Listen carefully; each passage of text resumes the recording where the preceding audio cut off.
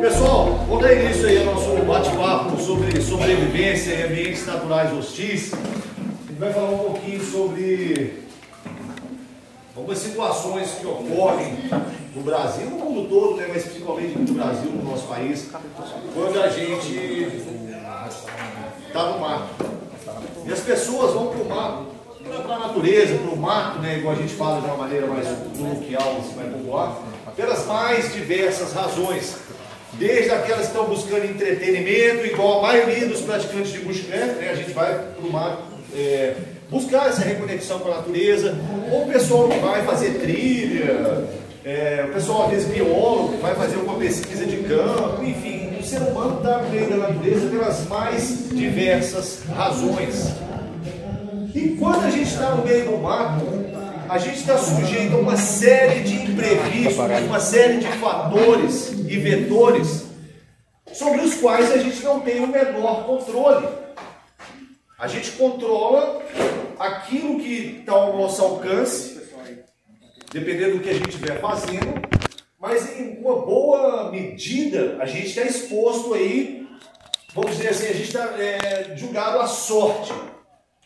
Eu costumo usar um exemplo. Você pode ser o cara mais bem preparado, mais bem equipado, mais bem treinado de vivência no mato, e você ser, sabe, o cara top que todo mundo, esse cara é um Tarzan da selva.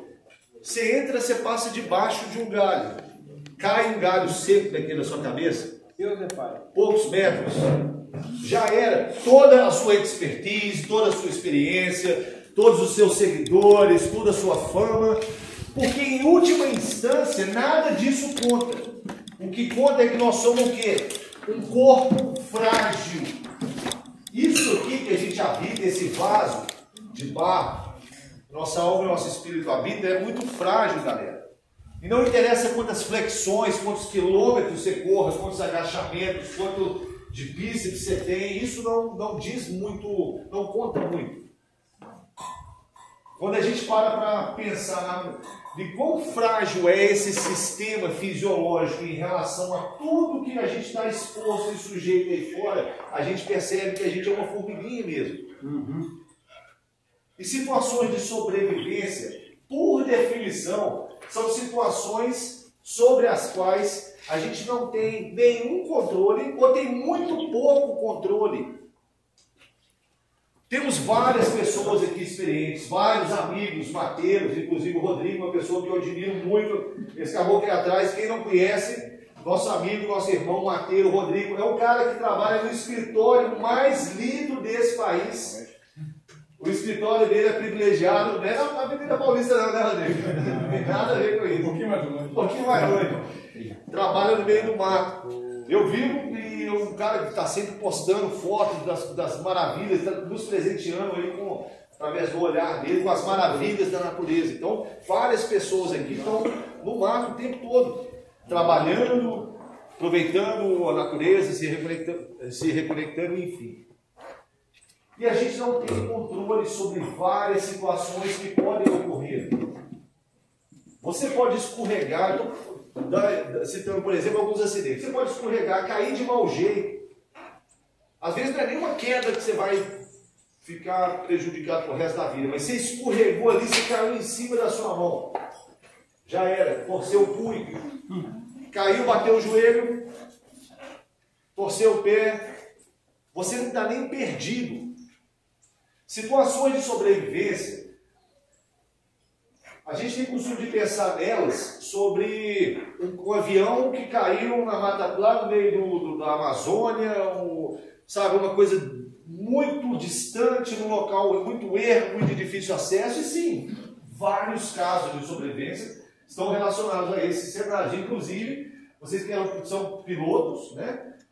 Tem um risco que um piloto ou que uma tripulação de um avião está exposto caso essa aeronave caia numa área de floresta, igual vocês devem ter sobrevoado a vida toda, é muito grande.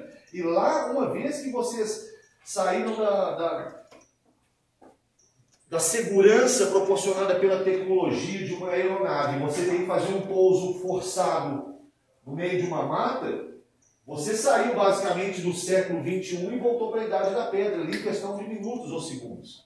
Um piloto que se ejeta, por exemplo, de um caça batido, ou de um leonário. Então, gente, o que eu estou querendo dizer para vocês é que situações de sobrevivência, eu poderia ficar aqui 3 NGBs falando sobre os mais diversos tipos de situações de sobrevivência. Elas vêm em todos os cheiros, cores, sabores e texturas que vocês podem imaginar. Não dá para a gente oferecer, por exemplo, um treinamento que vai te preparar para todos os cenários possíveis de sobrevivência. Isso é humanamente impossível. Quando a gente pensa, por exemplo, em escolas de sobrevivência famosas, por exemplo, vou usar o exemplo militar dos SIGs, a gente está pensando que os caras lá trabalham com o militar para prepará-los não só para sobreviver, mas para combater, mas isso tudo dentro de um cenário, de um contexto muito bem pontuado. Então não dá para a gente preparar todo mundo para tudo que pode ocorrer. O que a gente faz? A gente olha para a estatística. A gente vê o que é que mata mais no mato, o que tira mais a vida humana no mato. E a gente chega a alguns denominadores, a alguns pontos em comuns. E como eu falei para você, por que a gente consegue fazer isso? Porque nós somos uma máquina. Nosso corpo é uma máquina. E como toda máquina, ela precisa de certas condições para ela operar bem. Se você pilota um caça, um avião, ele precisa de estar com a parte hidráulica, elétrica, um carro, qualquer, tudo bem ajustado. Nosso corpo é a mesma coisa. Agora pensem só vocês, a gente vai entrar no meio do mato, sujeitos ali a uma série de coisas que podem acontecer. Lembrando, coisas sobre as quais a gente vai ter muito pouco controle ou nenhum. Quantas vezes eu e vocês devem ter encontrado pela trilha, andando aí pela Mata Atlântica, pessoas, às vezes vão sair de manhã, o dia amanheceu assim, lindo, sol rachando, 30 e tantos, 40 graus de calor, a pessoa vai lá de bermudinha, chinelo, uma camiseta, às vezes um bonezinho, e com uma garrafinha de 500 ml ali de água, uma maçãzinha no saquinho plástico, vai fazer, vamos passear na cachoeira, tem uma cachoeira que são 2 horas ali pela trilha, vamos, aí vai todo mundo lá. Daí a pouco, chuva, vento, aquele riachinho que se atravessou ali agora, virou um rio caudaloso. E aquela pessoa que foi desse jeito para o mato, ela vai ter que passar uma noite ali, passar um tempo ali, na chuva, no vento, ela não se preparou para isso. Quantas vezes vocês já não encontraram com pessoas no meio do mato? Ou quantas vezes nós mesmos não éramos essas pessoas no meio do mato despreparadas? Porque eu não nasci sabendo. Eu aprendi. E aprendi errando. E principalmente na nossa época não tinha YouTube, nem canais para poder dar esses toques para a gente, nem esses livros escritos que já iam colocar ali mastigadinho a coisa. A gente aprendeu na marra, errando muito, correndo muito risco. E graças a Deus que não tivemos nenhuma experiência catastrófica. Já tive problemas e perrengues inúmeros, mas nenhum que me tirasse a vida, até porque senão isso aqui estaria sendo uma sessão espírita. Não... Brincadeiras à parte. Então, a gente saiu vivo por sorte, ou porque Deus guardou por alguma razão. Mas não dá para a gente contar com isso o tempo todo, com a sorte o tempo todo. Então, o que a gente tem que fazer? A gente tem que se preparar. Existem 2 palavras, preparo prévio, que tem estado na boca e na mente do ser humano há muito tempo. Praticamente desde que a nossa espécie foi chamada de homem, né, de homo, e nós andamos, isso se deu a partir do momento que a gente andou sobre as 2 patas traseiras. A gente era macaco ainda, e só a única coisa que a gente fez para ser chamado gênero humano era andar nas 2 patas de trás. Estou falando do australopithecus. Depois tivemos um segundo. Eu estou falando assim, mas houveram muitas outras subespécies no meio dessa mistura, só para ficar mais fácil de visualizar. O segundo foi o Habilis, Homo habilis. Ele chamava habilis porque ele, em algum momento, ele sacou que se ele pegasse uma pedra e batesse naquela pedra de uma certa forma, ele conseguiria produzir lâminas cortantes.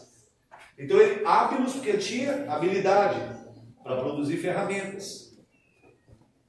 A gente era macaco ainda, andávamos nus nas savanas africanas e já carregávamos uma faca.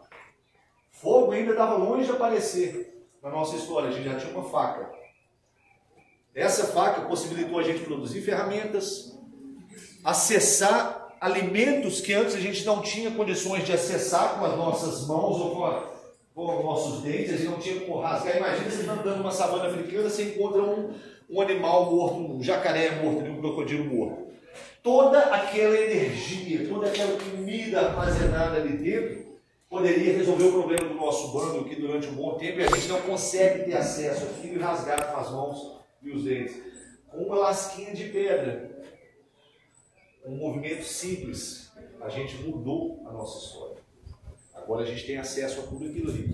Quando o fogo, depois disso teve o Ergaster, que o que ele fez foi sair da África.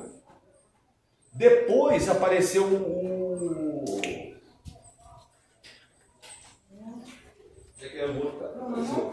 Perdão? Não entendi? Não, Erectus, obrigado, foi o Erectus. E o Erectus, ele já era um ser humano mais bem preparado, ele já conseguia correr e caminhar mais distâncias, ele espalhou muito mais ali pela Ásia, ele foi para longe. E até agora, isso que eu estou falando, gente, eu estou só dizendo a grosso modo o que é que a ciência mais ou menos aponta. Ele não produzia fogo igual as outras espécies produziram depois, igual o Neandertal produziu, igual nós mesmos aprendemos a produzir fogo, seja da forma primitiva, ali, com fricção, fagulha ou através de mesquia. O que ele fazia, ele pegava o fogo da ocorrência natural na natureza, levava para o acampamento e cuidava daquele fogo com a vida dele. Existem filmes interessantes. A Guerra do Fogo de 78, vocês lembram desse filme? Excelente filme para poder entender esse período da humanidade, como que esses elementos eram importantes no ser humano. E daí o ser humano se lançou numa aventura épica para outras partes do planeta, onde a nossa espécie não teria condições de habitar, porque nós somos africanos. Nós fomos feitos para viver num lugar igual esse aqui, ó, tropical, legal, clima massa, mais ou menos igual na África. Nós não fomos feitos, eu não tenho pelo, nem camada eu não cresço pelagem de inverno para poder, igual um mamute e outros bichos têm, para poder viver lá naquelas áreas geladas da Europa. Por que nós conseguimos espalhar para o planeta Terra da maneira que nós espalhamos e dominar esses locais se a gente não era fisiologicamente preparado para estar lá? Porque nós tínhamos, além de um cérebro inteligente que conseguia se adaptar a uma série de questões, nós produzimos ferramentas que nos possibilitaram não só sobreviver, mas viver naquele local. Em inglês tem uma palavra que é thrive, é tipo prosperar. Você não está sobrevivendo apenas, você está prosperando através de ferramentas que nós construímos. E nós partimos de duas, eu estou contando isso tudo porque eu quero focar em dois aspectos básicos da sobrevivência, para começar. Lembra que eu falei da lâmina de pedra e eu falei do fogo. Com ferramentas cortantes e a possibilidade de fazer fogo. Nós fomos para a Europa, para as regiões geladas do planeta e prosperamos lá. Quando a gente olha para o registro arqueológico, isso é muito importante. A arqueologia, ela dá para a gente uma possibilidade de compreender isso de uma forma muito, como que eu diria, de uma forma muito realista, a realidade do ser humano, a nossa condição humana. Então, quem já ouviu falar no Otzi, o Homem de Gelo, a múmia de gelo? Creio que vários aqui conhecem, né? O Otzi. O que é o Otzi, para quem não conhece? É uma múmia, um cara que eles acharam congelado no norte da Itália, já próximo ali da Áustria, e ele tem mais ou menos cerca de 5.300 anos de idade. Esse cara foi encontrado, é a múmia mais antiga, mais bem preservada, inclusive por conta desse achado arqueológico, a gente conseguiu acertar a era da aparição do cobre. Porque ele estava há 5.300 anos, ele já tinha, há 5.300 anos atrás ele viveu, ele já tinha um machado de cobre, e até então o pessoal achava que o cobre tinha aparecido há 5.000 anos só, mas não, ele mostrou que antes disso já tinha. Então pelo menos a gente sabe com certeza que há 5.300 anos o registro arqueológico nos comprova, nos afirma que sim, já possuímos uma ferramenta de metal. Uau! Isso já colocou a gente na frente nesse jogo da sobrevivência, já deu uma vantagem. E por que o Odyssey é tão rico para a gente, é tão importante? Porque ele carregava um kit de sobrevivência e equipamentos com ele. E aqueles equipamentos que ele carregava são os antepassados de tudo isso que a maioria de nós aqui está usando hoje para poder estar aqui acampar. O Odyssey já tinha o equivalente primitivo disso tudo há 5.300 anos de idade. 5.300 anos atrás. Ele tinha uma faca de pedra, ou seja, uma lâmina para serviço mais delicado, para corte de couro, corte, às vezes fazer um pequeno entalhe, cortar uma corda. Ele tinha um machado de cobre com o qual ele conseguia derrubar árvores, obviamente não muito grossas, até porque o cobre não é um metal muito bom, todo mundo sabe disso, né? Na época aquilo ali era como se ele tivesse... sei lá, cara, é como se pensar em arma, é como ele tivesse uma M4, uma coisa dessas, high-tech.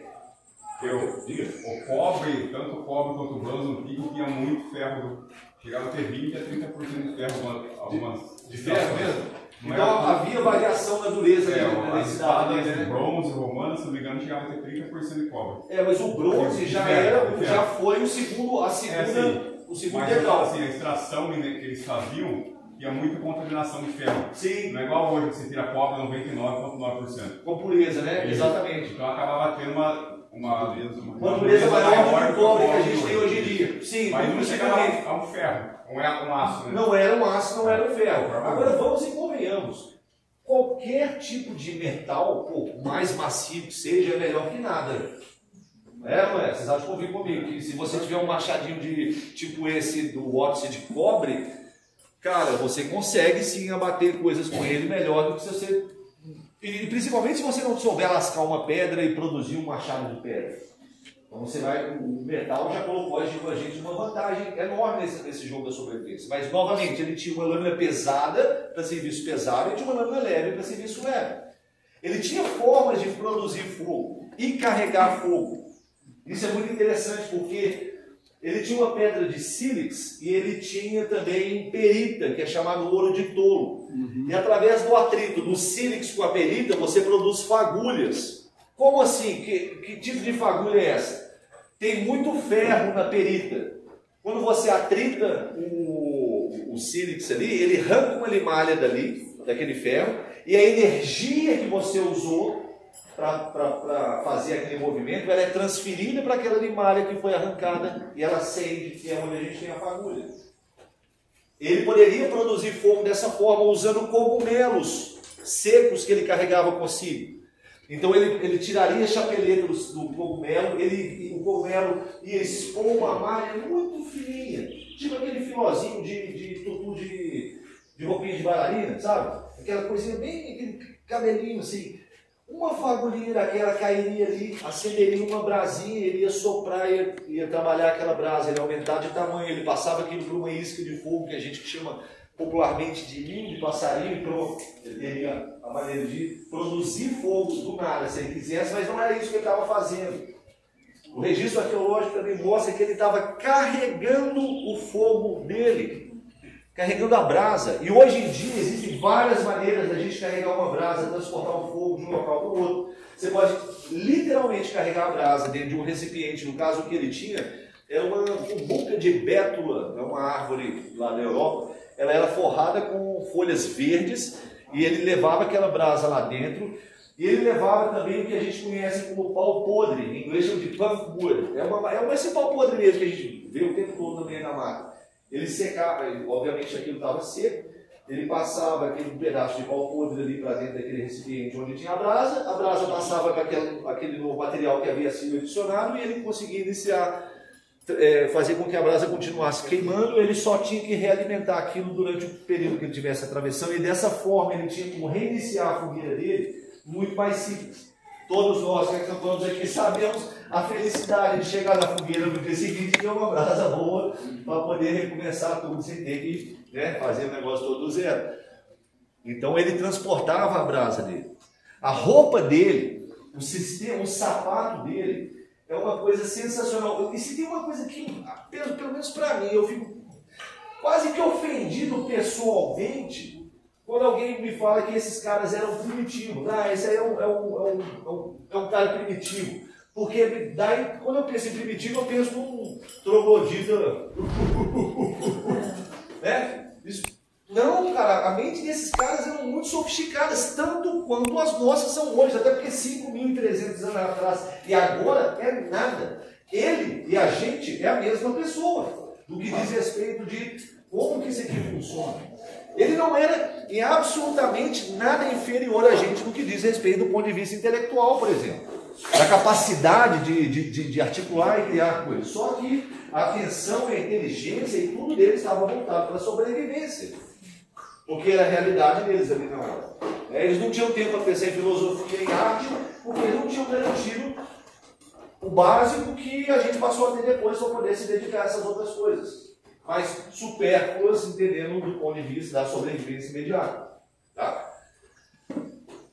O Watts, então, carregava o sapato dele, cara, era uma coisa sensacional. Era um sapato com couro de bode. Por dentro havia uma outra estrutura trançada, forrada com capim.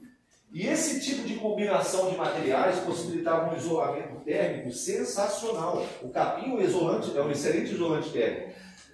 Alguns aqui possivelmente devem conhecer histórias aí da Força Expedicionária Brasileira na Segunda Guerra Mundial, pegando o inverno mais frio da Europa, até então dos últimos 40 anos, que era de 44, e vários militares brasileiros não estavam tendo problema com o congelamento dos pés, que a gente chama de... Como é que é o nome? Frostbite, exatamente, obrigado.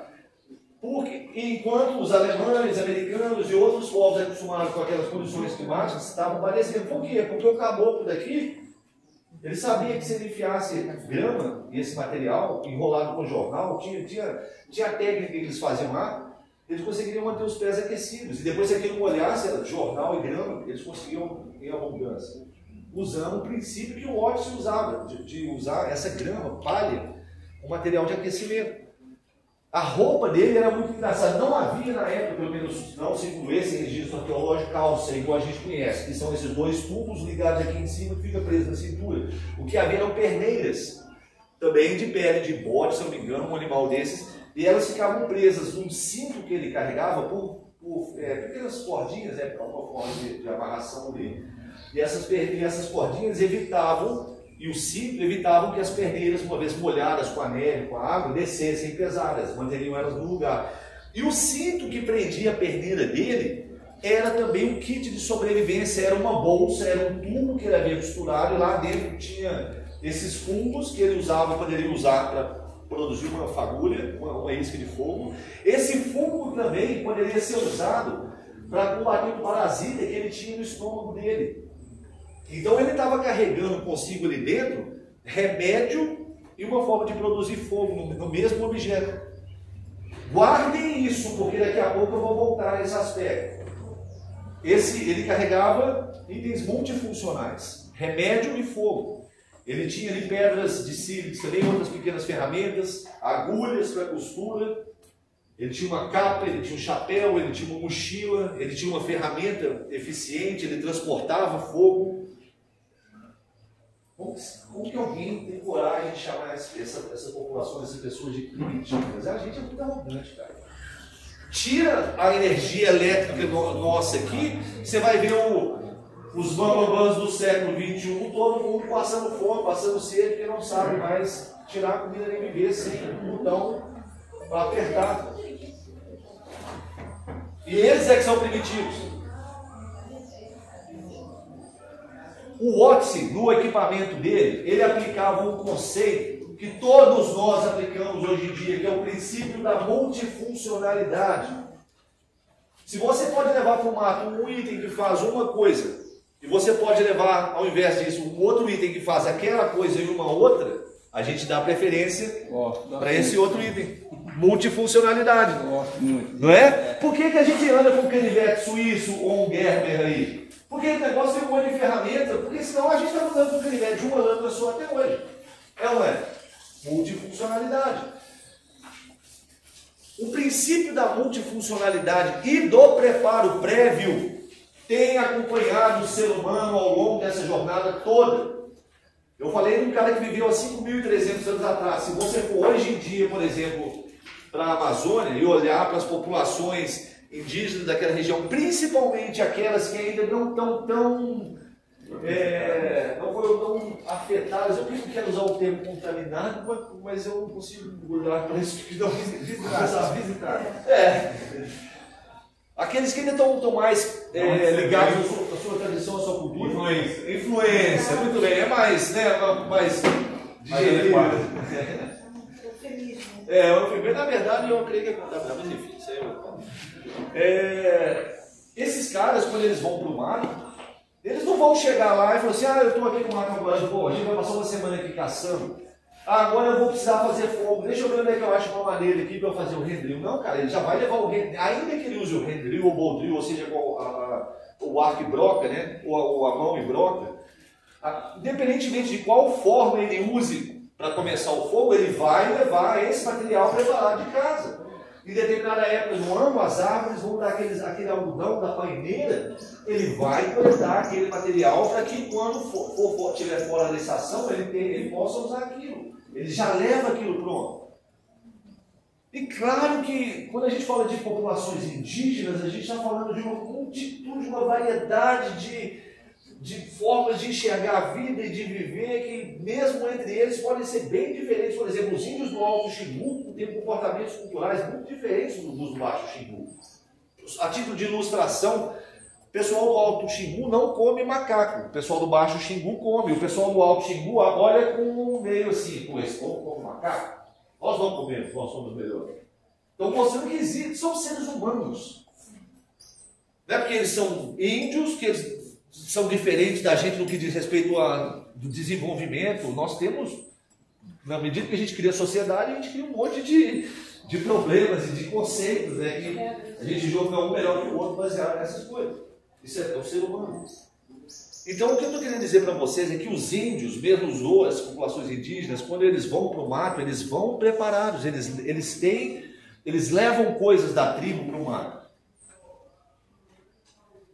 Agora pense bem o seguinte, se o Otzi, que era um caboclo que viveu 5.300 anos atrás, o cara vivia no meio do mato, nasceu no meio do mato, morreu no meio do mato. Os índios, as populações indígenas que estão aqui hoje, se esses caras que também nasceram no mato, vivem no mato, quando eles vão para um período maior junto à natureza, eles entram preparados. E mesmo sendo detentores de um conhecimento e um entendimento daquela região, já coloca eles aí muito na dianteira desse jogo da sobrevivência, eles não entram despreparados. Por que nós, for Christ's sake, né? Por que gente, pelo amor de Deus, no século XXI, urbanoides, que não sabemos sobreviver sem um Uber e sem um aplicativo de iFood ali na mão, ao toque do seu dedo. Quando você vai, eu vou fazer um passeio no final de semana pela cachoeira, eu vou de chinelo, havaiana, uma garrafa e uma bermuda, porque isso é muito descolamento da realidade. É muito descolamento da realidade. Porque se as pessoas que nasciam, que entendiam, que conheciam do bioma, eles não entravam ali despreparados, o que faz alguém do século XXI achar que vai ter alguma chance aí fora da maneira como a gente vive aqui dentro? Arrogância é um ponto, e a arrogância pode ser muito perigosa quando ela está associada com a ignorância. Arrogância e ignorância. Mas é perda de discernimento. Perda de discernimento. Outro dia eu vi um vídeo de uma mulher bem vestida, tudo, entrou na floresta, apareceu um urso e ela foi fazer carinho. Ai, Jesus! Meu vizinho foi. Oh, meu Deus! Apareceu um bugio lá e foi mexendo no bugio. Levou-lhe uma patada que saiu de quatro. Perda de discernimento. Na verdade, isso é um problema causado pela televisão. É a humanização do animal, né? Isso. O primeiro culpado foi o Walt Disney, né? Transforma, os bichinhos falavam. Botou o rato, um bicho legal, né? Falando. Vou colocar um banco no bicho alegria. Então, gente, a gente tem todos esses problemas que acontecem quando o ser humano contemporâneo vai no meio do mato. Vou citar aqui alguns casos, alguns aconteceram comigo, outros aconteceram com amigos. Tem um amigo americano, David McIntyre, vários conhecem, está no canal, já, enfim. A gente foi gravar uma entrevista lá na Serra do Cipó, em Minas. Pouco antes do carnaval, passando 3 dias lá em cima, gravando entrevista, no meio da serra. Na hora que a gente está voltando, Mac, meu irmão e eu, nós encontramos um casal subindo a trilha. A gente estava descendo e eles estavam subindo. Passa o cara de uns 20 e tantos anos, próximo dos seus 30, atleta, tá? Portão e tal. Tênisinho padrão, né? Tênisinho, bermuda, camisetinha assim. Esse só tava de óculos escuros, careca, não tinha nem chapéu, nem cobertura, nem nada. Passou pela gente, viu 3 caras equipados descendo, ele simplesmente olhou pela gente, acenou assim e continuou, com a cara de macho alfa. Ai, pai, para! Beleza. Logo atrás dele, vem a namorada dele. A moça também, tira mais ou menos da mesma forma, tênis, bermuda. Ela vai com 2 garrafas de 500 ml, uma vazia, outra pela metade, que eu imagino que devia ser a dele, que eu devia ter dado para ela. Presta atenção. Foi ela, a mulher, que perguntou os 3 caras que estavam descendo, que teve o bom senso de perguntar, aqui moço, dá licença, a cachoeira do Picante é nessa direção aqui. Cara, eu conheço muito bem aquela região. O Bicame é para o outro lado completamente diferente. É como se aqui no Rio eu quisesse ir para Paraty e tivesse ido caminhando para Petrópolis. Sabe? É tipo nesse naipe assim. Aí eu peguei e disse, não moça, o Bicame é para o outro lado, que não tem nada a ver com o Bicame. Aí ela disse, não, eles falaram que o Bicame estava 7 km daqui. Não, sim, são 7 km, mas de onde você saiu para lá, você está vindo 7 km para cá. Inclusive, nós estávamos acampados a exatos 7 km do ponto de partida. Eu posso te garantir que não tem nada lá. Aí ela chama o namorado dela, ela caminha até um pouco à frente assim, vai conversa com o cara, chama ele, aí ele desce aqui. Aí eu falo assim, cara, o Bicame não é para lá. Não é assim, ele ainda tem humor. Eu falei, meu irmão, o Bicame não é para lá. Você entendeu? Ali nós acabamos de voltar, só tem serra, não tem mais nada, não tem fazenda, vai estar muito longe. Olha só, a gente está chegando no final do dia, tempo já está ameaçando chover. Você tem certeza que você vai querer subir com a sua namorada para cima, sabendo que não é essa região, e se meter a dar 7 km aí para dentro dessa serra, assim, indo para o lado completamente errado? Aí ele ficou meio sem graça, porque ele viu desculpa o termo, ele viu a cagada que ele estava fazendo com a vida dele. E sabe o que eu fiz? Eu particularmente, eu fiquei muito bravo, para usar um termo mais leve, tá? Muito bravinho. Porque ele estava, aquela moça que estava com ele é filha de alguém. Aquela moça tem pai, aquela moça tem mãe, tem uma família que ama ela, que cuida. E que confiou que o namorado bombadinho, playboyzão dela, ia cuidar dela. E o cara estava levando a filha de alguém pra merda. E eu me coloquei no lugar do pai daquela moça. Por que ela tá rindo, Tonio? Oi? É, a causa de que essa filha tá rindo. Porque ela sabe a treta que o namorado dela vai arrumar se ele não cuidar dela muito bem. E as casas não foi com ela, não. Gente, o que acontece? O cara, para salvar a cara dele, ele falou assim, não, vamos então até ali, tem um mirantezinho ali. E realmente tem um mirante, uma coisa, não sei, uns 100 metros para cima. Tá, não copiei direito não, mas é para Ele avisar foi pra para lá, terminar. subiu, nós enchemos, pegamos as garrafinhas de água, pegamos nossos filtros, enchemos, tratamos a água deles, enchemos novamente, orientamos, falando, tá, beleza, pegamos nossas coisas e descemos. Como a gente estava pesado, estava com mochila e tudo, a gente estava caminhando bem mais lentamente que ele. Então eles ficaram lá um tempo, 5 minutos lá, e desceram. Só que quando desceram, estava tudo escrito na cara deles. A mulher, dessa vez era ela que vinha na frente, pé da vida, aí ela passa pela gente, Só cumprimenta assim de galera. E o cara, galera, eu daria tudo para ter batido uma foto desse cara e trazer para vocês verem a cara dele aqui agora. Já viu o tempo do Chaves quando ele fazer uma voz dele? Aí eu falei assim, meu irmão, hoje eu acho que essa festa esse final de semana assim já era aqui, meu filho. Não vai ser legal mais não. Isso é um exemplo até engraçado. E graças a Deus que eu posso contar isso como algo engraçado, algo que não teve um final trágico. Mas tinha tudo para isso não ter nada de engraçado nessa história. Um cara que não conhecia a área, completamente despreparado, guiando uma outra pessoa para a morte, possivelmente, junto com ele. Esse mesmo amigo David McIntyre, que estava conosco nessa ocasião, ele é da Pensilvânia, nos Estados Unidos, que é no leste dos Estados Unidos. E lá tem uma cordilheira, chama Apalaches. Ela vem quase que do Canadá e vai descendo até a Virgínia, nas Virgínias lá embaixo. Ela vem cortando a costa leste toda de vários estados.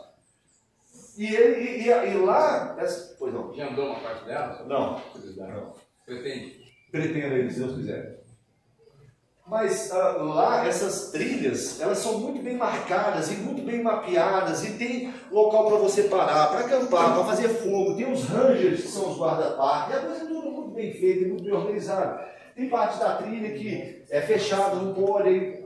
Claro que tem gente que desobedece, acidentes acontecem, tudo, mas há uma tentativa maior de evitar esse tipo de problema, né? O Mac estava acampando lá em cima, nas montanhas Apalaches, e novamente o ser humano é incrível, né? A coisa sempre se repete, são as mesmas histórias com atores diferentes, assim, o mesmo roteiro.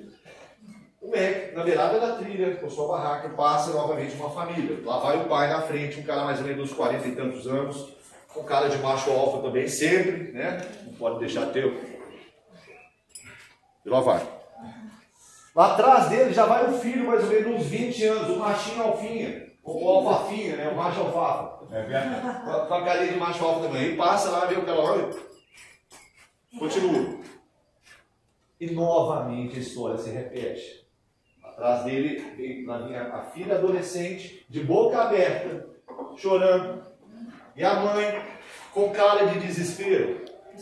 Quem que parou para perguntar o único bendito ser humano que estava naquela trilha, que poderia dar alguma informação, alguma ajuda para aquela família? Quem que fez essa pergunta? Vamos ver se vocês conseguem fazer essa dificuldade para adivinhar quem foi.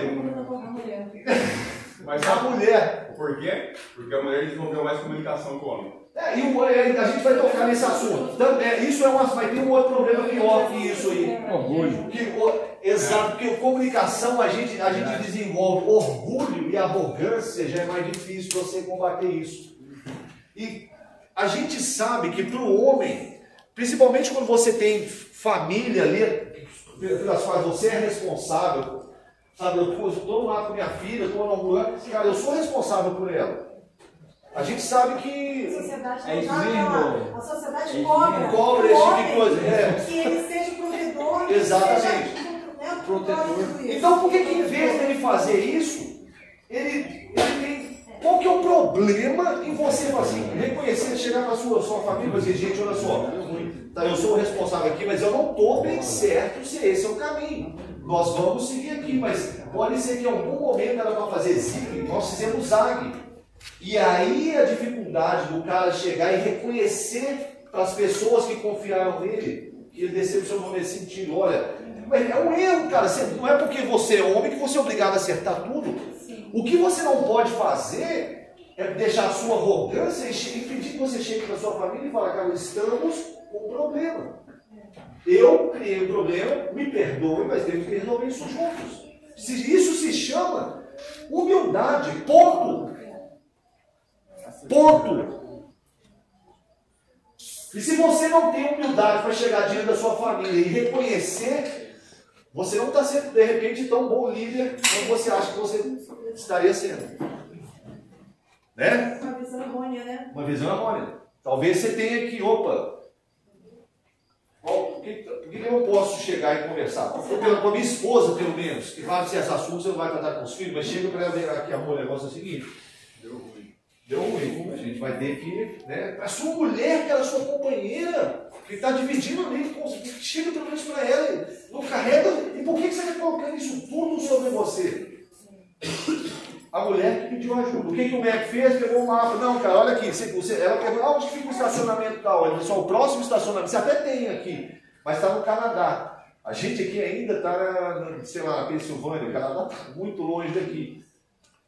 O estacionamento que vocês estão procurando está do outro lado da trilha. Literalmente era para fazer zigue, vocês fizeram zag. O que o Mac fez? Teve que empacotar todas as coisas, voltar com eles, levar até o acampamento, até o estacionamento, perder um dia de viagem dele, para poder ajudar essas pessoas. Que bom que meu amigo estava lá e pôde ajudar essas pessoas, porque senão seriam mais estatísticas de gente que morreu no meio do mar. Por conta de quê? Arrogância. Arrogância. E eu poderia ficar aqui, gente, enchendo vocês de histórias que vão mostrar a mesma coisa. O francês que morreu no Marins.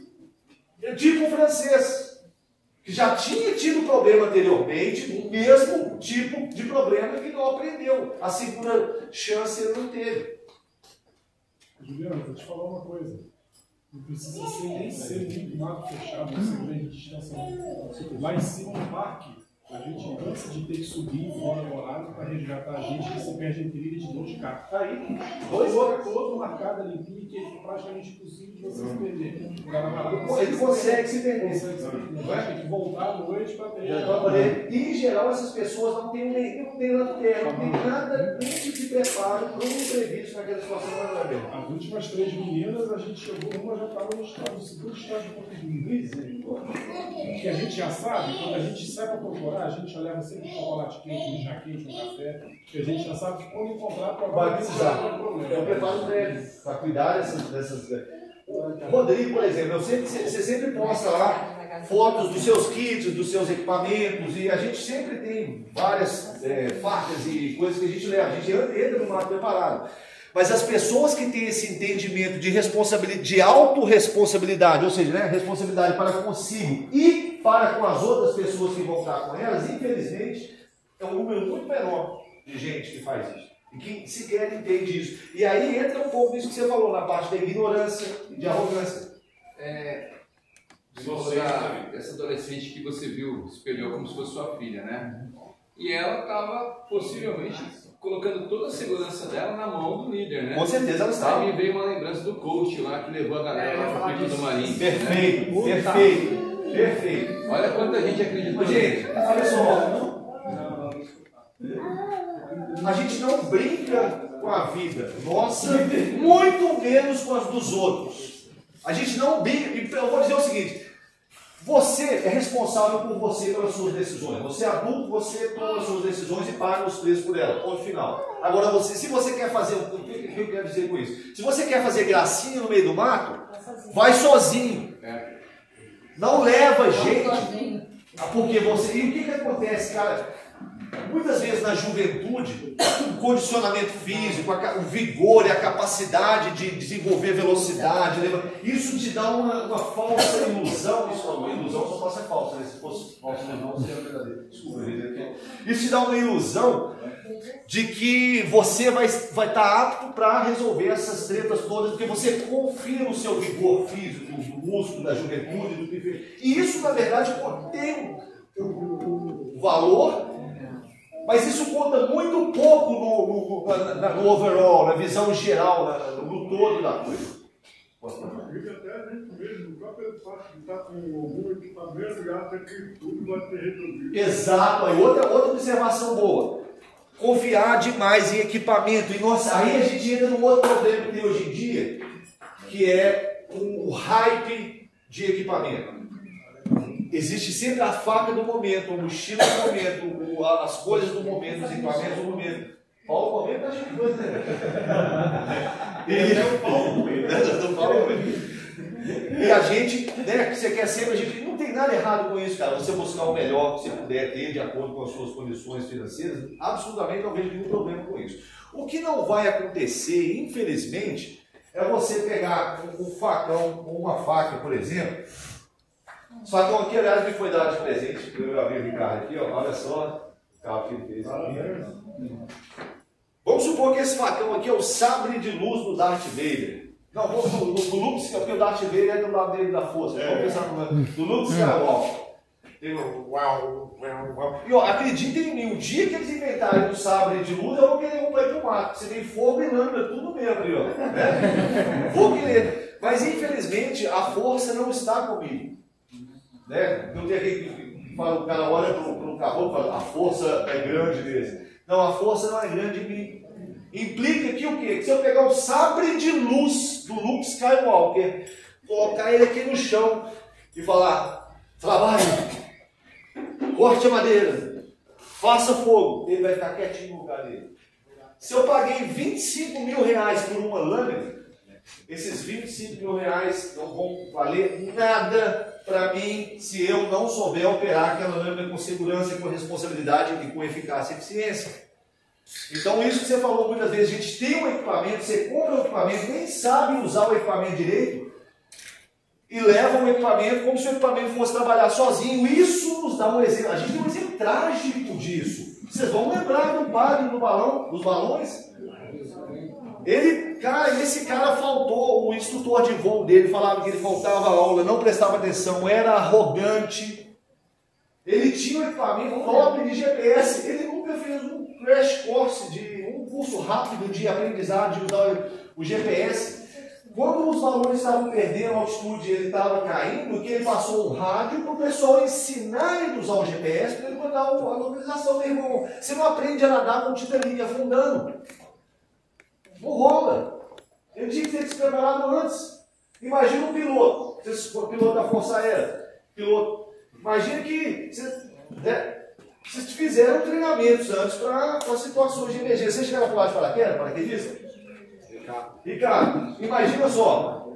Você nunca viu uma mochila de paraquedas na sua frente, de repente você está lá no C-130, todo mundo tem que pular. Então, meu sargento, como é que é meu instrutor? Como é que eu prendo? Como é que é a Vai pegar a mochila do estudante e coloca, pega a mochila de acampamento. Cara, essas coisas você já tem que vir antes preparado. Preparo prévio. Tudo isso eu estou falando aqui, se traduz em preparo prévio. Conheça o equipamento. E por mais legal, por mais maneiro que seja o equipamento, não vai trabalhar sozinho. E outra coisa, durante a maior parte da nossa caminhada, na nossa jornada nesse planeta, enquanto espécie humana, nós resolvemos nosso problema com pau, pedra e couro. Hoje a gente tem metal que já nos coloca lá na frente desse jogo. Mas se a gente souber o que está fazendo e o que tem que ser feito e como fazer, a gente resolve os problemas. Continuaremos resolvendo com pau, pedra e couro. Vai levar mais tempo, vai gastar mais energia, mas se não fosse eficiente, não funcionasse, não teríamos chegado nesse momento aqui agora para estar tendo essa conversa. Então o equipamento é importante, mas ele não vai trabalhar sozinho. Hoje, pois não. Tem um equipamento que é importantíssimo, que é o próprio ser humano. Sim. Então, ele funciona diferente em cada contexto que ele está inserido. Perfeito. Então, ele com pobreza de nutrientes, hidratantes, sais minerais, ele funciona de maneira diferente. Né? Por exemplo, falta de sal causa alucinação visual, até o cara ouve, vê coisas com deficiência de sal. Né? O cara com hipoglicemia, ele cai, ele para, não tem mais o que fazer. Né? O cara em cetose, a bioquímica mental dele é completamente diferente. Então é importante que ele saiba as limitações que ele tem, né? E se apronte com recursos para ele não sofrer. Perfeito. E é nesse ponto que a gente vai entrar, que tem a ver com o que nós vamos levar. Como que eu vou fazer? Porque muitas vezes é uma dúvida honesta, principalmente para quem não tem experiência, ele nunca viu nada. Ok, cara, eu quero ir para o mar, quero, sei lá, fazer uma coisa qualquer na natureza. O que eu tenho que ter comigo? Como que eu tenho que me preparar para entrar no mato vivo e sair vivo também? Né? Primeira coisa que você tem que ter em mente é o seguinte: imprevistos acontecem. E é igual eu falei, no meio da natureza tem um monte de coisa que pode acontecer e sobre as quais você não vai ter controle. Então, ó, pensa aqui, ó, minha filha e eu saímos de BH às 22 horas da quinta-feira, da terça-feira, que dia? Terça. Era para chegar aqui no Rio 5 e pouco da manhã. tivemos um acidente na estrada, coisa horrorosa, um caminhão de tanque caiu, derramou combustível.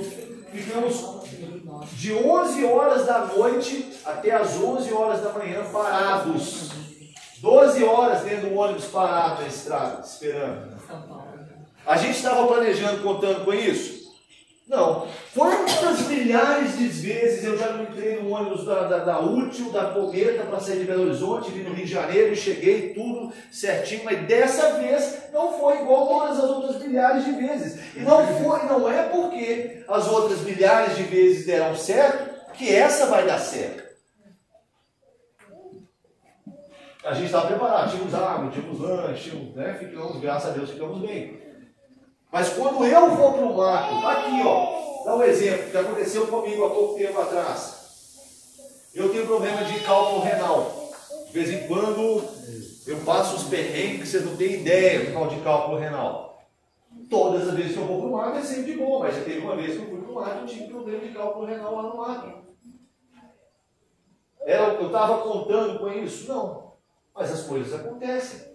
Já tive vezes eu estar no mato e eu me machuquei ou por descuido ou por uma coisa que estava além do meu controle. O que eu quero dizer com isso é que esses problemas acontecem. Você não pode achar que, porque nós sempre fizemos essa trilha, igual o Rodrigo falou, uma trilhazinha de 2 horas, batidinha, suave. O galho cai na cabeça. Caiu na cabeça, você torceu ali a perna, você fez, caiu ali. Tem que contar que quando ele faz o nosso ambiente, lá com um ambiente fechado, como uma reserva, você depara com alguma espécie de animais que provavelmente pode tirar ali até a sua própria vida. Exato. Exatamente. Imprevistos. E aí tá, a gente chega no preparo prévio. O que a gente tem que olhar então? Para responder aquela pergunta, como que eu faço para preparar para entrar no mato? Melhor. Conhecer o lugar para onde você está indo. Para começo de conversa, né? Você procura o quê? Onde que é isso? É Mata Atlântica? É Cerrado? É montanha? É um lugar... Eu tenho cidade perto? Tem estrada perto? Qual a distância que nós vamos percorrer durante o dia? Qual o trajeto que a gente vai fazer? Qual é a época do ano que a gente está? É verão? É inverno? Isso sim, para começar a brincar, você já tem que levantar essas informações. Previsão do tempo. Previsão do tempo, perfeito. Informar para onde vai. Excelente. Isso, aliás, que o Moraes acabou de pontuar, é uma ação fundamental para garantir de sucesso, ou para aumentar as chances de sucesso do sobrevivente. Avisa para onde você vai. Isso é algo que minha mãe teve a sabedoria, aquela coisa de mãe, né, de saber incutir esse conhecimento de sobrevivência em mim, muito antes de eu saber que isso era de sobrevivência. Ela falava assim, ó, se você sair de casa, você pode ir na padaria do Japão, se você sair de casa e não me falar para onde você vai, na hora que você voltar, você vai ter. Então, por amor à minha bunda, eu sempre avisava para ela onde que eu ia. E eu peguei esse hábito de sempre que eu ia sair, eu falei, no carro, por que pode acontecer um acidente? E aí você... Hoje eu ando com essas coleiras de cachorro aqui, que tem meu nome, tem os dados informados aqui. Mas e se eu não tenho isso? Sabe? Ainda mais hoje tem telefone, é mais fácil. Nos anos 80, nos anos 70 era diferente. Avisa para onde vai, primeira coisa. E carreguem um kit de sobrevivência básico que seja. E um kit de sobrevivência não precisa ser caro, sofisticado. Um kit de sobrevivência simples, bem elaborado e bem preparado pode fazer toda a diferença. Aí a gente pensa, aqui ó, é só para um pequeno exemplo de um kit de sobrevivência bem compacto, bem pequenininho. Você tem kits menores e você tem kits bem maiores. Ou você pode levar os conzendei junto. Pode levar os conzendei junto, aí você está tranquilo, filho. Aí você já fica suave. Ou não, para aumentar o problema. Brincadeira. Eu tenho 3 kits de sobrevivência. Eu tenho 2 que eu fiz que na verdade que eu já tinha, que eu usei até para ilustrar o livro. Mas por alguma razão eu nunca uso esses kits. Eu sempre uso um ou outro mais compacto, um pouco mais rústico.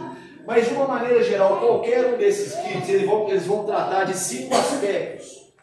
Alguns vão ter mais itens para cuidar desses aspectos, outros um pouco menos, mas todos eles vão cuidar de, primeiramente, o triângulo da sobrevivência. Prestem atenção nisso. Triângulo da sobrevivência. Ah, uma outra coisa que eu preciso pontuar. O cenário de sobrevivência que eu estou tratando é um cenário que vai durar estatisticamente cerca de 72 horas. Você tem um monte, você fala, Juliano, mas eu conheço 20 mil casos de pessoas que duram mais do que 72 horas, ou menos que 72 horas. Sim, tem um monte de casos que vão durar mais, outros menos, mas estatisticamente falando, 72 horas, 3 dias, a pessoa ela é resgatada ou efetua o auto-resgate. Rodrigo, por gentileza, irmão, no caso das meninas que você citou pra gente, quanto tempo foi que elas ficaram aí, mais ou menos? Não foi muito longo. Elas, na verdade, elas subiram com guias, aí por algum motivo os guias deixaram essas 3 para trás. Na volta da trilha, ao invés de fazer o caminho de retorno que elas subiam, elas desceram. Aquele dia elas fizeram tudo que elas podiam fazer de errado, elas fizeram. Desceram, começou a escurecer, esfriar, era inverno lá em cima, inverno nós pega 5 graus, 3 graus, fácil. E elas entraram por uma trilha, que não tinha nada a ver, que era uma trilha que ia dar numa fazenda, pularam o muro para dentro da fazenda, deram de cara com 3 terriers. Pela sorte dela, os bichos eram treinados para não atacar, menos que avançassem, elas conseguiram ir retornando devagarinho. Aí pularam o muro de volta, chegaram num lugar lá que era uma fonte, ficaram abrigadas mais ou menos numa fonte, mas estavam todas de bermuda, camiseta, não tinha água, né? Então assim, estava debrinando, serenando. Aí isso aí já era mais ou menos umas 8 horas da noite, quando a gente foi contatado. Aí a gente partiu, né? Então elas não chegaram a ficar 24 horas? Não ficaram mais 7 horas. Que já é o suficiente para deixar do ponto psicologicamente. E uma delas, como eu disse, já estava no segundo estágio de hipotermia, olha só. Vocês estão vendo, gente? Essas coisas, como que é fácil de uma situação de sobrevivência ocorrer? E a gente tem que parar de achar que essas coisas vão ser entra no cenário de um avião, coitado dos pilotos, velho. Vocês só esses caboclos que estão em situação de sobrevivência, mas não é só avião que cai. O passeio, tem um amigo nosso lá de São Paulo, ele é do staff nosso lá do Humberto e eu. Tem um caso clássico, saiu no jornal dos anos 80, lá, ele e a família dele, tio, tia, pai, mãe, avô e avó, foram fazer uma trilha conhecida de um, não lembro exatamente a extensão, mas uma trilha relativamente longa para um grupo de pessoas com idade mais avançada, e chegando no local, tinha que atravessar uma pinguela, só que a chuva veio e levou a pinguela. E aí eles ficaram ali naquela decisão, e agora o que a gente vai fazer? Já não dava tempo de voltar mais. Para piorar, a avó cai e quebra a perna. E chove, e ninguém tem uma capa de chuva, não tem como fazer uma fogueira. Imagina você com sua avó, seu avô, sua avó com a perna quebrada ali no chão. Eu matava um tio meu que me levou para lugar desse. Eu entendo, a família tem um problema sério ali de treta por causa disso. E aí até que um decide sair e ir refazer toda a trilha, porque já estava no final, chegando. Não tinha como eles passarem por outro lado. Então a única, sabe, a treta, e ninguém estava perdido na Amazônia. Vocês estão entendendo? Posso falar? Tem um caso ali, perto de Campinas, distrito de Joaquim Egito. O pessoal é uma área mais ou menos também de Cecília. É mata, tem uma trilha batida, não tem como se perder. 3 pessoas perderam. Mandaram o COI perdeu. Aí, entendeu? Que vergonha. Aí amanheceu, eles conseguiram achar o pessoal e voltaram para casa. Mas ela assim, é uma área que está aqui, à esquerda é fazenda, para a direita é uma estrada, para baixo a estrada e para cima a estrada. É uma ilha verde. Eles ficaram andando em círculo. Em círculo, e não acharam ninguém. Isso aí faz muito tempo. Sim. Gente, esse tipo de coisa acontece. Então, olha só. O que a gente precisa aqui de ter dentro de um kit de sobrevivência? Cuidar do triângulo da sobrevivência. Abrigo, água, fogo. Se você consegue dar conta desses 3 aspectos primeiramente, você consegue comprar o tempo para descansar a sua mente, descansar o seu corpo e bolar uma estratégia de sobrevivência. Abrigo, água, fogo. Qual desses elementos é o primeiro? Eu vou construir primeiro. Depende. Cada caso é um caso, cada contexto de uma época do ano. Às vezes, olha só, você pode ir para o mesmo lugar. Se você vivenciar uma situação de sobrevivência naquele lugar em janeiro, a sua prioridade entre abrigo, água, fogo é uma. Se for em julho, a prioridade já muda. Por exemplo, vamos tentar ilustrar isso aqui. A gente vai fazer uma caminhada aí na mata, deu um problema, cara, não estou nem perdido, mas não vou conseguir voltar hoje, vou ter que passar uma noite aqui. Para a gente responder isso, a gente tem que considerar a situação, as circunstâncias reais que a gente está vivenciando aqui e agora.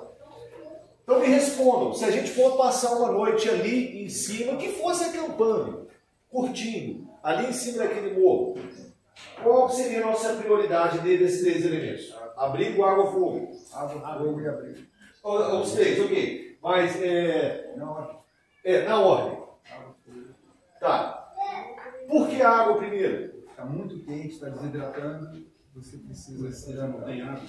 Pois é, olha só, vamos entender isso aqui bem. Se você tem esses elementos? Não, você tem que estabelecer esses elementos. Olha só, a gente está em qual época aqui agora? Verão. Chuva de verão. A gente está assando aqui agora mesmo, até amanhã mesmo. Mas você lembra o que o pessoal da organização aqui falou? Gente, daqui a pouquinho isso vai virar e vai cair um pé d'água. A gente está em época de chuva já. A água para a gente vai vir delivery, direto lá de cima. O que a gente poderia, vamos supor, vamos fazer uma fogueira. Se a gente priorizasse o fogo, considerando essa situação, seria aconselhável? Não. Porque vai chover, vai apagar. Então, nesse caso, o ideal seria a gente pensar primeiro assim, vamos construir um abrigo. Porque a gente agora não está chovendo, mas hoje à noite vai chover. E a gente, geralmente, a situação dessa nunca acontece quando você tem 12 horas para poder fazer tudo, né? Geralmente você tem 2, 3 horas de sol só para você dar conta de tudo. Então você faz um abrigo. Primeiro, tem um abrigo, beleza, debaixo dele a gente já pode fazer um fogo. Porque a água que cair agora, primeiro, está vindo de delivery para a gente pode coletar essa água, tratar e consumir. E não adianta eu ter o fogo e não ter o abrigo para proteger ele da água, e nem eu ter a água lá e estar exposto à chuva e tem que correr o risco de hipotermia. No entanto, se a gente vier aqui eu já não sei como é que é, mas vamos supor que em julho seja igual é lá em Minas. Julho não cai uma gota do céu em Minas Gerais, e a temperatura cai junto com o inverno. Aí lá nesse contexto, em que o frio não chover, a gente sabe que não vai chover. Aí qual passa a ser a nossa prioridade?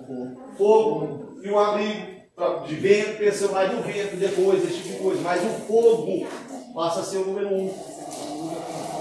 Muda, então a gente conforme o ambiente, conforme a época do ano. Se você vier no mesmo ambiente, na época de janeiro, que chove muito, por exemplo, lá em Minas, na minha área, você vai lá, meu irmão, a sua primeira preocupação é botar um teto na sua cabeça. Depois você procura fazer um fogo ali de baixo e coletar água, ou do rio ou da chuva. Se você for lá em julho, a temperatura, o pessoal dos guerreiros passou um perrengue lá, foi em maio, pegamos 4 graus no acampamento.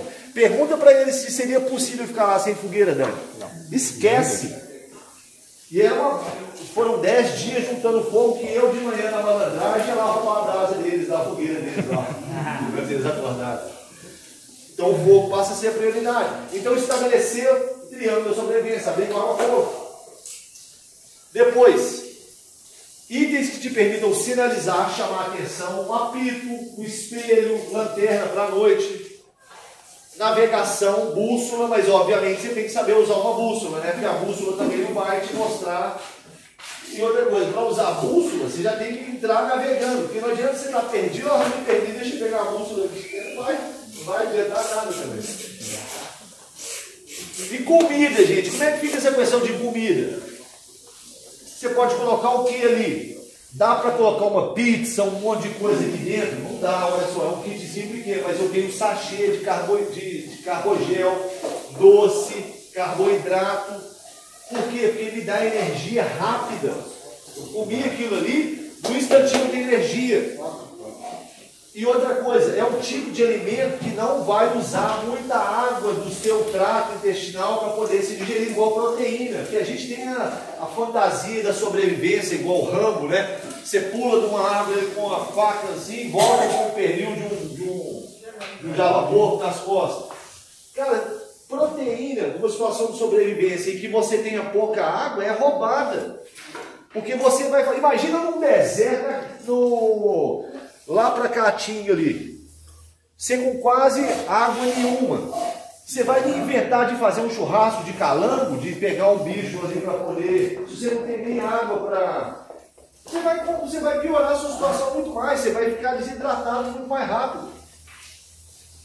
Então, nesse caso, a hidratação é mais importante ali. Fome, você é pai, é ruim ficar com fome, mas você aguenta ficar um pouco mais. Coloca comida que vai te dar carboidrato, energia rápida para você fazer as coisas.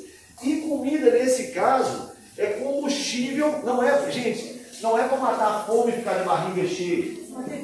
É para se manter vivo, no sentido seguinte, se manter vivo como, olha só, a gente precisa construir esse abrigo aqui. Eu vou gastar muito tempo e muita energia construindo esse abrigo. E o abrigo é algo importante dentro da minha lista de prioridades. Então vale a pena eu pegar uma barrinha dessa de carrogel, comer, porque beleza, é um investimento que eu estou fazendo. Ah, vamos precisar fazer um deslocamento. A gente crê que se a gente seguir por aqui, existe uma boa chance de daqui a uns 20 quilômetros a gente sair lá. Então podemos comer uma barrinha dessa para a gente ter energia para se deslocar. É combustível. Prestem muita atenção no que eu vou falar agora para vocês.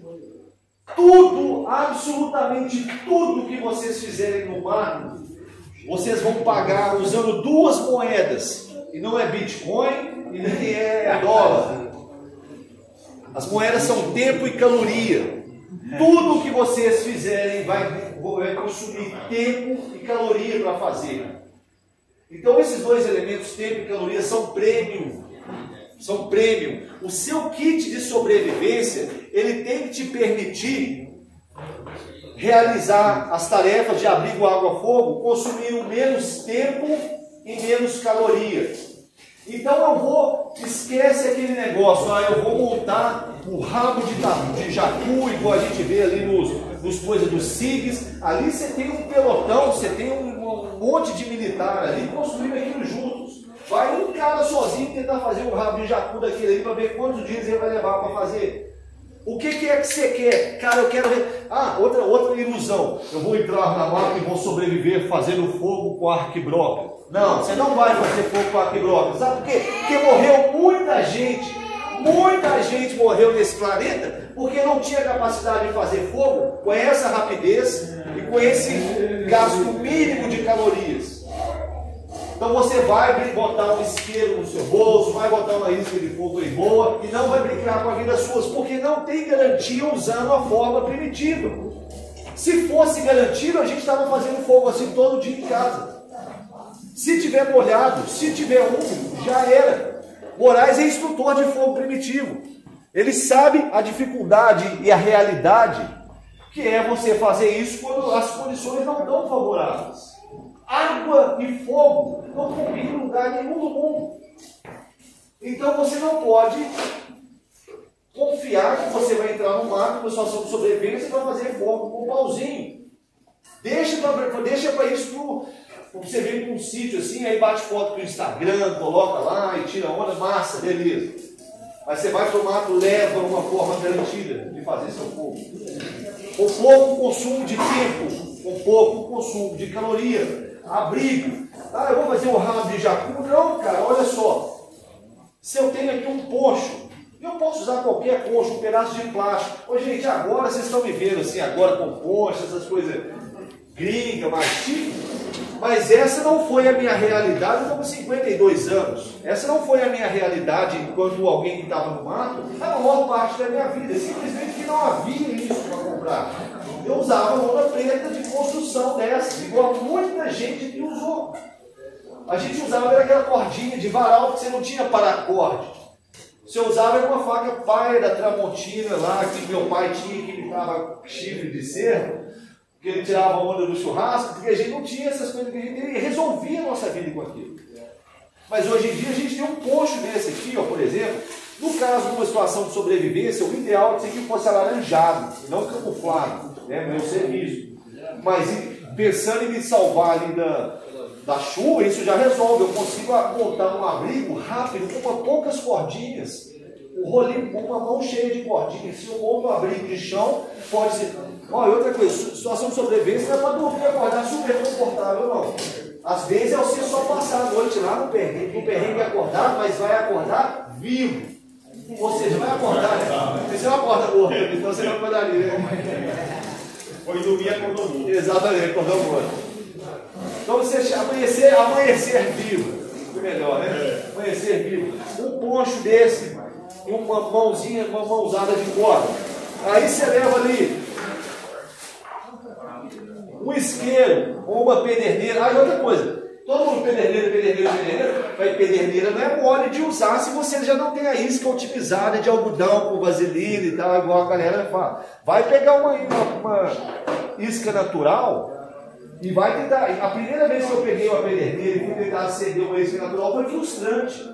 Eu falei, ou eu sou um imbecil completo, ou eu tive uma visão muito errada do uso desse equipamento, porque não está acontecendo o que eu vi acontecer, e eu que não sabia usar mesmo. Tem vídeo meu no YouTube mostrando usar a pederneira.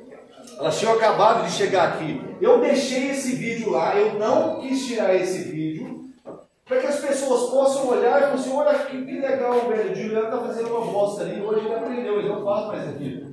Eu peguei a minha pederneira e estava arriscando ela com o fio da faca. Você não risca a pederneira com o fio da faca, mas aquilo era um equipamento novo, tinha acabado de chegar. E eu deixei lá, tá lá para ver, qualquer pessoa pode assistir e criticar o vídeo, olha só aquilo ali. Hoje é fácil criticar quando você sabe quando usa, né? Quando é a primeira vez que você está vendo a coisa na sua vida e ninguém te mostrou isso antes, você tá, é possível fazer esse tipo de coisa. Então, carregar um isqueiro, uma isca de fogo fácil de produzir o fogo, um canivetinho ou uma faca. Ô, gente, olha só que coisa. Hoje a gente tem aqui, até agora aquela hora do Jabá, né? As facas pescam mar, vocês podem utilizar, sobrevivência. Cara, eu quero vender minhas facas, quero vender o pivete, quero vender o que, mas eu não vou mentir para ninguém. O ser humano resolveu a maior parte das tretas dele durante a maior parte do tempo com pedra. Esse amigo americano, o Mac, uma vez a gente estava lá na Serra do Cipó e nós fizemos uma experiência interessante. Eu achei um pedaço de madeira boa para fazer um fogo primitivo.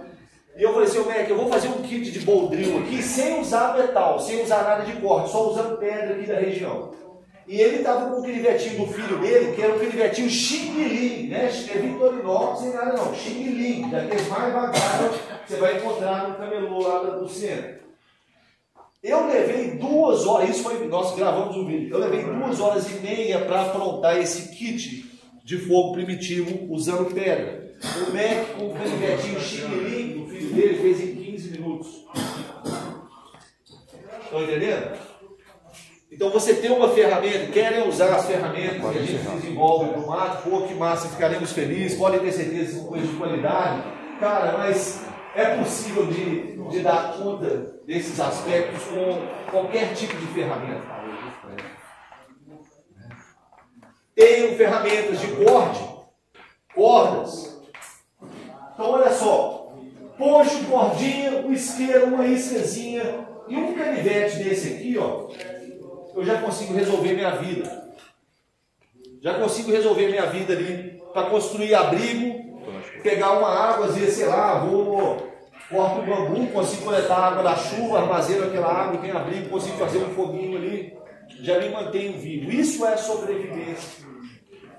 Você tem os itens certos para poder utilizar, para providenciar para vocês o triângulo, abrigo, água, fogo.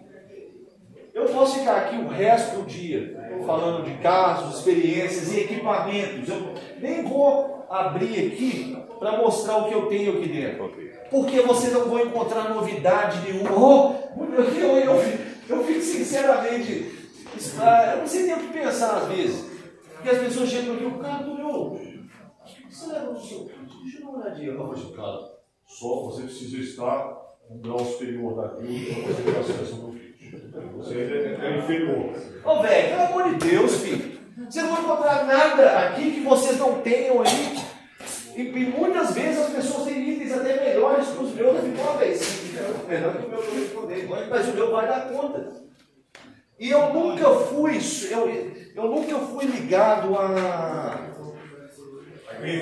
grife. Não, a Leves, se a Leves quisesse me patrocinar, Leves eu sempre vou usar e vou ser o Leves Boy mesmo, foco, ó. O resto eu não me ligo pra grife, mas Leves eu faço questão que o meu time seja Leves.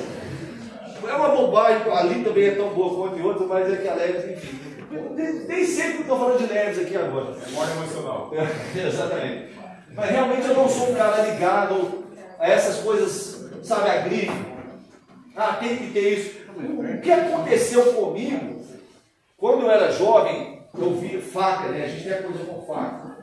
Meu pai tinha a faca dele, essa da Tramontina de cabo de plástico, que ele usava no churrasco para impressionar os amigos e o filho, né? E era a chance que eu tinha de pegar a faca do meu pai e tal e ver. Quando eu virei adolescente, que eu comecei a usar a faca do meu pai para ir para o mato, eu me senti um fodástico. Agora eu tenho a faca do meu pai, né? Você não está entendendo. É outro nível. A faca aqui, ó, ela lembra a faca do Tarzan, né? A imaginação, aquela coisa. Aí depois eu fiquei mais velho um pouquinho e apareceu o Rambo. Ah, filho, o Rambo é o Rambo, velho. Quem sou eu pro Rambo? Eu tenho que ter a faca do Rambo, velho. Aquela faca ali, né? Se eu já mato e já valei, filho. Aí eles começam a comercializar, você junta dinheiro, você é adolescente, ainda fudido, você está juntando mesada ali, aí você compra a faca do Rambo. Nas primeiros meses que você está usando, você arrebentar ela, fazer uma cagada qualquer, e o negócio, você fica, mas não era a faca do Rambo, cara? Essa faca de cabo oco, ela não é a faca do bicho, dos caras foda, eu não usei ela. Aí eu conheci a faca de piloto da Força Aérea, que agora está com o Marcão. E ali, quando eu vi o cara de um canal gringo no YouTube, o cara negou barato, o cara ia destruir lâmina. Ele pegou a faca de piloto da Força Aérea e usou ela de tesouro, como é que fala? Não, aquela que você usa para formão. O cara cortou meio fio de concreto com a faca. Eu falei, essa que eu tenho que ter, velho. Eu nunca vi um cara de um piloto da Força Aérea precisar cortar um meio fio de concreto no caso sobreviver, mas era cortável. E eu tenho que ter aquela faca. E depois foi uma acabar. Aí o que aconteceu? Eu fui ter acesso a esse equipamento top que depois de um tempo eu vi, cara, a mesma coisa que eu faço com a VK2, com a Ontari, com a coisa, eu faço com a faquinha do meu pai. E o que aconteceu, galera? Eu perdi, eu não quero usar um outro termo, mas eu perdi a empolgação com essas coisas de equipamento. Perdi muito. Sabe por quê? E eu vou encerrar esse papo nosso com uma sentença, com uma frase em inglês que traduz isso, do inglês, que traduz tudo isso que eu estou dizendo aqui. Não é a flecha, é o índio. Não é o equipamento, é você saber usar com responsabilidade, quando e da maneira necessária, que vai fazer diferença. Eu espero que esse papo nosso aqui tenha servido para mostrar para vocês um pouco sobre a realidade de estar no mato, sobre a simplicidade que a gente não precisa, sabe, ter. Tem gente que acha que eu não posso ir para o mato se eu não tiver a faca do Toniolo, cara. Como que eu vou? Não, meu irmão. O Toniolo não tinha a faca dele ali até um ano atrás. Sabe, vai para o mato com o que você tem, com o que você pode. Vá para o mato. Viva as suas experiências com a responsabilidade. Você contou, eu não quero mais fumar. Pessoal, perguntas? Você tem pergunta a fazer? Pode mandar aqui agora. Manda aqui uma observação. Pois não. Só na ação de você se preocupar em se preparar, a estatística de você ter um problema já diminui. Perfeito. E uma frase parecida com o que ele está falando é: você tem que mitigar os erros através do gerenciamento de erros. Perfeito. Pode repetir aí. Mitigar os erros através do gerenciamento de erros, de análise de risco e ameaças. Né? Tem que saber o que está acontecendo para você poder dar tratamento para ela. Tem uma coisa também, Juliano, que é muito comum.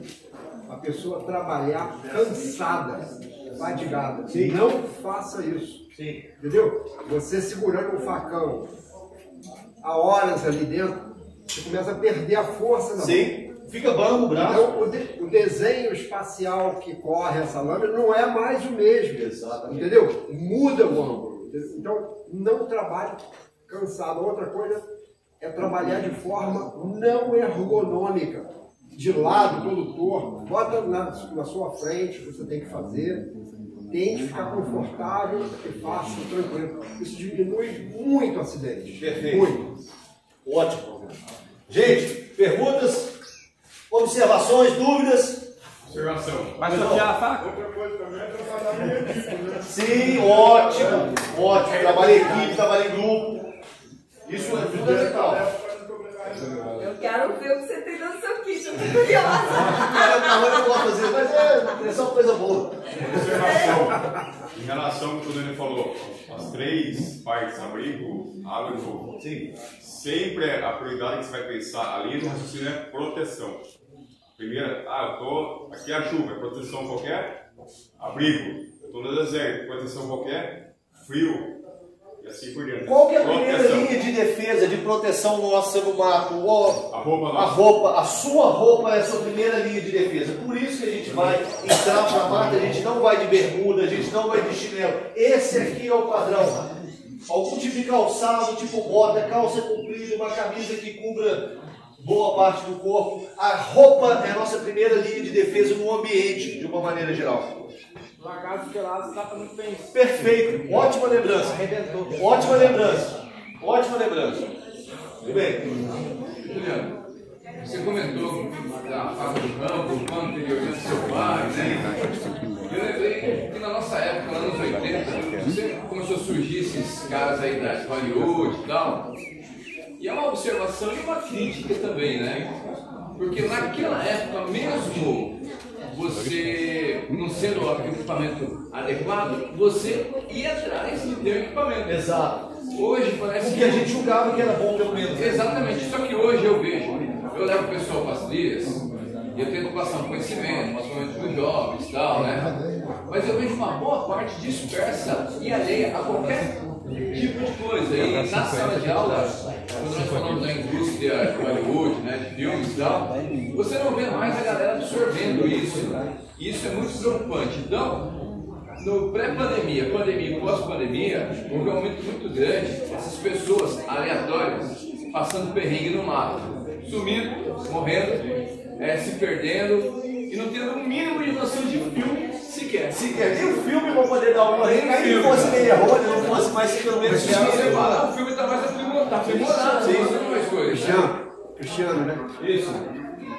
Passa um filme na televisão, uma série, de cara com as feras. Você já viu? Você vê gente andando em floresta no Canadá que tem urso preto, tem urso pardo, tem a onça parda que eles chamam lá de puma, tudo. E o cara não leva um bastão, uma faca, um gás, nada. E o programa é feito em cima disso, né? Dos danos que ocorrem nas lesões, o bicho te ataca com 10 canivetes abertos na mão. De consciência situacional. Entendeu? Então como é que a pessoa vai para um lugar desse, fazer uma trilha, uma bicicleta, sabendo que tem lá um animal? E não vai longe. O relato desse colega, as meninas encontraram os pitbulls. Já não estavam na floresta, né? Já estavam na fazenda. Você vê. Exatamente. Dentro da cargas de carne, a bateria vai ter que estar com uma menina de bicicleta também. É mesmo, de bicicleta. Gente, olha só para a gente encerrar aqui agora, eu queria que vocês, boa parte aqui já conhece, já está sabendo, eu lancei há pouco tempo atrás um guia básico de sobrevivência em meios naturais hostiles, um livro que foi escrito aí, baseado nessa experiência que eu tenho tido com a escola, preparando pessoas para adentrar esse tipo de local, né? E a minha própria experiência aí no mato, quando a gente não tinha essas informações condensadas e infiltradas, ou seja, cometeram muitos erros, então eu cometi boa parte desses erros sozinhos para que as pessoas hoje em dia não precisem repetir o que eu fiz. Então, caso vocês tenham interesse, temos aí o livro, está à venda aqui embaixo. Lembrando que esse livro só foi possível por conta do apoio, do patrocínio da MM Cutelaria, que ajudou a gente, e o nosso amigo Esther, que deu assim uma grande ajuda, uma força, assim, animal, absurda, para a gente conseguir produzir esse livro num preço razoável que consiga chegar para vocês. Então a gente é muito grato ao Wester e à MM Tutelaria por terem acreditado no nosso trabalho. E parece que é um investimento muito grande, né, gente? Então, se vocês soubessem tipo assim, não foi grande grana que foi colocada e quanto isso ajudou e possibilitou tornar esse sonho real de publicar nossa literatura, porque uma empresa ajudou com uma quantia muito modesta, para falar a verdade, mas foi o suficiente para a gente conseguir publicar. E o Wester, eu estou aqui te agradecendo, meu irmãozinho. Valeu demais.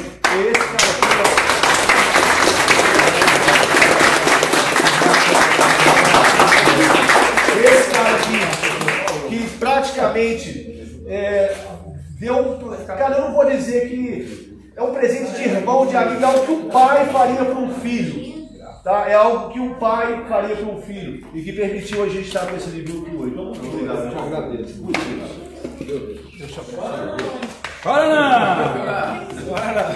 Valeu, galera. Então, se vocês tiverem a fim de comprar o nosso livro, aí tá aí embaixo e só conversar lá com o pessoal. Eu agradeço demais a paciência de vocês terem ouvido, participado. Gostei muito da interação sua, todo mundo falando. Valeu demais, gente. Deus abençoe todo mundo aí.